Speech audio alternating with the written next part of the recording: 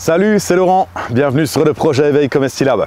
La semaine dernière, nous avons parlé de culture en lasagne et de comment démarrer un potager un peu à la bourre, comme on le fait souvent. Il y a un rayon de soleil, on se dit tiens, cette année, je ferai bien un potager. La question se pose du coup, quelle semence choisir pour démarrer un jardin?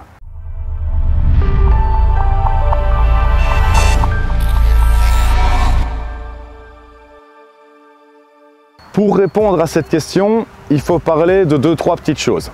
D'abord, il y a les OGM. On va aussi parler d'hybride F1 ou d'hybride de manière générale. Et on va parler évidemment surtout de semences bio, la graine bio. Lorsque vous allez souvent en grand magasin, magasin de bricolage, magasin alimentaire, vous allez trouver des étalages avec des semences. Il faut savoir que souvent ces semences sont soit des semences OGM, donc organismes génétiquement modifiés, ou alors des semences souvent aussi hybrides F1. Alors qu'est-ce qu'un OGM? Qu'est-ce qu'un hybride F1? Et qu'est-ce qui fait la différence avec une semence en agriculture biologique? C'est là toute la question.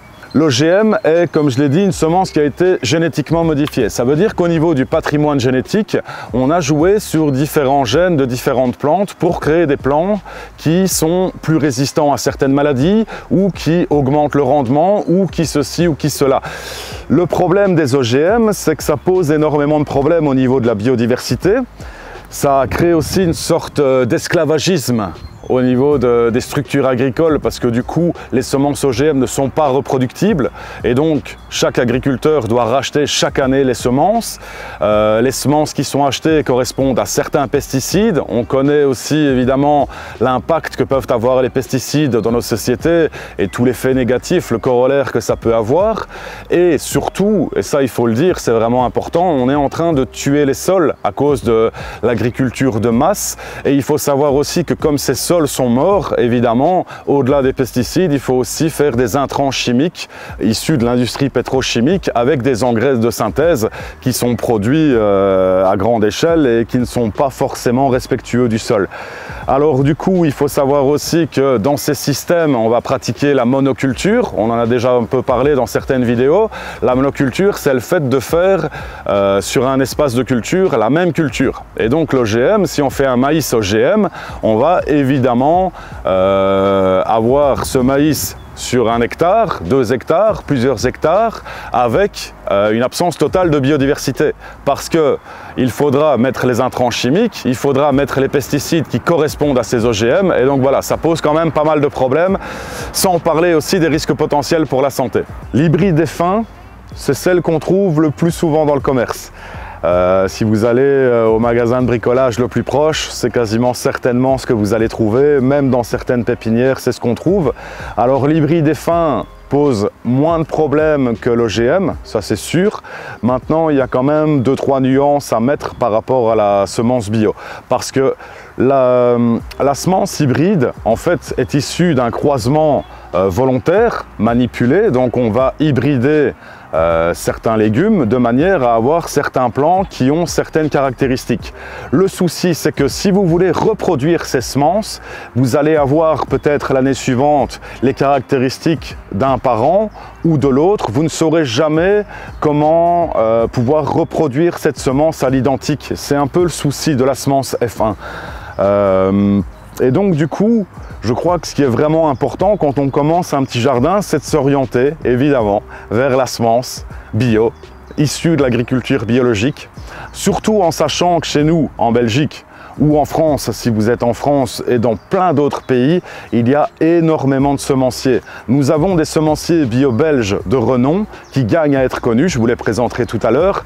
Il y en a énormément en France aussi qui sont vraiment très intéressants et qui ont une histoire aussi qui vaut la peine d'être racontée.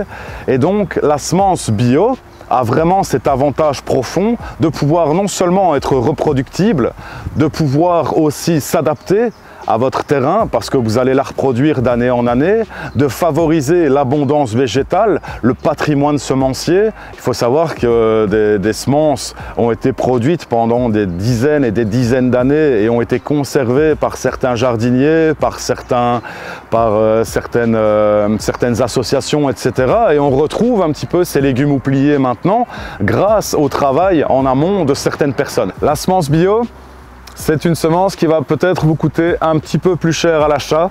Il faudra aller vers des pépiniéristes peut-être qui proposent ce genre d'échoppe. Mais il y a des points de vente partout. Donc ça, il n'y a pas d'excuse, on peut vraiment en trouver. L'avantage de la semence bio, c'est que malgré son coût un peu élevé au départ, on va pouvoir ensuite récolter les graines de nos légumes.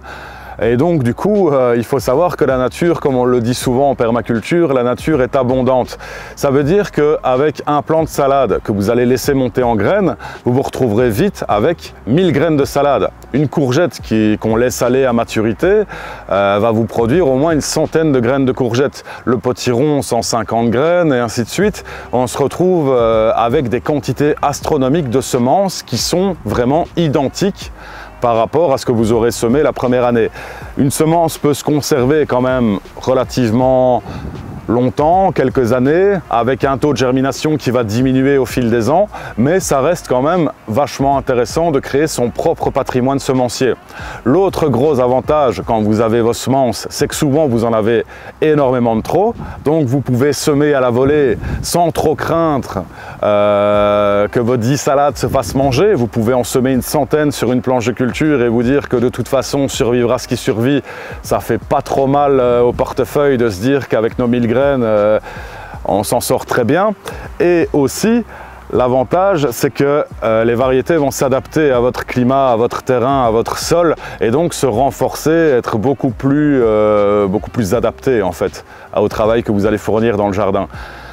Sans parler évidemment de toute la biodiversité, de tout le patrimoine et de la sécurité alimentaire que ça procure. Parce que les OGM, les hybrides F1, ok, on peut en discuter, il y a plusieurs écoles, mais ça ne vous fournira jamais cette sécurité alimentaire parce qu'on doit chaque fois renouveler les semences chaque année, surtout avec les OGM. On n'est jamais trop sûr à la sortie de ce qu'on aura l'année suivante, donc c'est parfois beaucoup de travail pour pas grand-chose, alors qu'avec la semence bio, vos variétés sont fixées, elles sont telles quelles, parfois elles sont rustiques, elles sont anciennes, ou elles sont plus récentes via des hybridations, mais bien fixées. Enfin, il y a vraiment quelque chose derrière tout ça qui est vraiment très intéressant, et c'est quelque chose du coup qu'on peut partager, parce que quand vous avez 1000 graines de salade, dans 3 ans vous en aurez toujours tout plein et vos voisins en auront profité, et donc on va pouvoir aussi, en donnant des graines, en partageant, on va pouvoir aussi les troquer, on va pouvoir aussi en discuter, avoir tout un discours autour de ça avec les personnes autour de nous, avec les voisins, avec la famille, avec les collègues, et c'est là que c'est vraiment intéressant de faire ce travail. Alors évidemment, comme dans chaque jardin, il y a une boîte magique. Dans cette boîte magique, il y a tout un tas de semences. Il y a celles qu'on a achetées, il y a celles qu'on a reproduites nous-mêmes, il y a celles qu'on a reçues aussi par-ci par-là, et c'est là tout l'intérêt. Je vais vous présenter quelques semenciers bio belges, puis je vous présenterai un semencier bio français. Et je pourrais peut-être vous faire toute une liste d'autres, mais à vous de chercher aussi un petit peu, vous verrez qu'il y en a pas mal. Alors nous avons en Belgique la chance d'avoir des semenciers bio belges. Le premier que j'ai rencontré, c'était les Semailles. Ils se trouvent à Follet-Tombe. Ils sont vraiment chouettes parce qu'ils ont une grande variété. C'est pas forcément pour faire de la pub aux semenciers, il y en a sûrement d'autres. Mais voilà, on va quand même parler de ceux avec qui on travaille. C'est quand même vraiment intéressant. Comment reconnaître un semencier en agriculture biologique? C'est simple. La semence bio comporte toujours le petit logo AB que vous pouvez voir en couleur ou en noir et blanc. C'est comme ça souvent qu'on reconnaît du coup le semencier bio.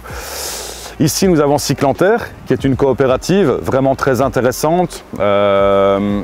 Je trouve qu'il y a quand même énormément d'intérêt à les contacter quand vous êtes une ASBL, quand vous montez un projet. On a déjà eu parfois 10% sur des achats groupés, on a eu des cadeaux, c'est vraiment sympa, voilà. Cyclanterre, ils sont vraiment chouettes. Et alors, le petit nouveau, je ne connaissais pas trop, on découvre un petit peu sur le lieu, c'est Protecta. La grosse différence avec ce maïs cyclantaire, c'est que sur Protecta, vous ne trouverez pas le petit logo AB pour l'agriculture biologique. Par contre, ils sont garantis sans OGM, sans pesticides et entièrement reproductibles. Donc en gros, ils n'ont pas le label, si je comprends bien, mais ils font exactement le même travail que les autres. Donc on teste un petit peu, le taux de germination est vraiment sympa pour l'instant. On vous fera d'autres tours par la suite en fin d'été. Outre les différents semenciers belges, il en existe évidemment tout un tas en France, en Europe et dans le monde. Il y en a un en particulier, je crois, qui gagne vraiment à être connu parmi d'autres, parce qu'il y en a vraiment plein, c'est l'association Cocopelli.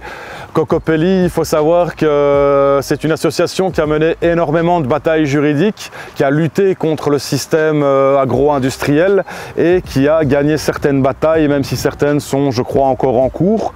Ils ont vraiment participé au fait de pouvoir échanger des semences, vendre des semences à des particuliers, à des associations, et ça je crois que ça n'a pas de prix, parce que sans certaines associations qui ont pu militer, je crois qu'il n'y a pas que, on n'aurait peut-être pas tout ce patrimoine, on serait peut-être fait un moment absorbé par le lobby. Alors la dernière semence dont nous allons parler, c'est vraiment un point important du projet Éveil Comestilab, et je crois en tant que permaculteur c'est quelque chose de très important aussi. C'est bien évidemment la semence qu'on produit soi-même, c'est la meilleure. Ici, nous avons par exemple une bonne casserole de maïs. Regardez, comme une dizaine d'épis de maïs qu'on a laissé sécher vous donne des centaines, voire des milliers de graines qui vont ensuite être partagées, être ressemées, être conservées. Et donc, c'est vraiment, je crois, le point le plus essentiel quand on démarre un jardin et qu'on va vers la semence bio. C'est vraiment ensuite de pouvoir reproduire ces semences. En fin d'été, nous ferons une vidéo vraiment plus explicative sur la manière de faire ces semences avec différents types de légumes. On ne se rend pas toujours compte que la salade ensuite monte en fleurs avec une hampe florale, que chaque fleur va faire des petits poils de pissenlit et que dans chaque petit réservoir on va trouver une dizaine de graines. Donc c'est pour ça une centaine de fleurs, une dizaine de graines par fleur, on se retrouve vite à des milliers de graines. Si vous en laissez quelques-unes, c'est encore mieux. Et alors en plus ça se ressème généralement assez naturellement sur votre potager, donc c'est aussi une manière d'avoir des plants qui démarrent au bon moment, quand la terre a la bonne chaleur. Bref, ça a encore une fois tous les avantages du monde. Je vous dis merci et à bientôt. On se retrouve pour d'autres vidéos. Ciao ciao.